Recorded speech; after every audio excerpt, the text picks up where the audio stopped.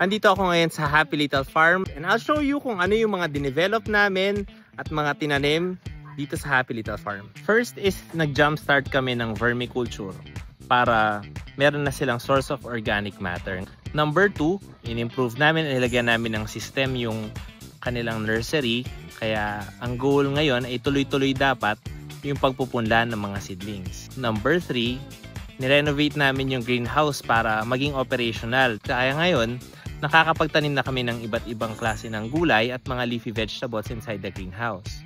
Number 4, meron silang existing na mga raised beds na kung saan ngayon nagtatanim na kami ng mga cauliflower, mga cabbage at iba't ibang klaseng mga gulay. So right now, after 4 months, ang dami ng development at ang dami na naming naayos dito sa farm.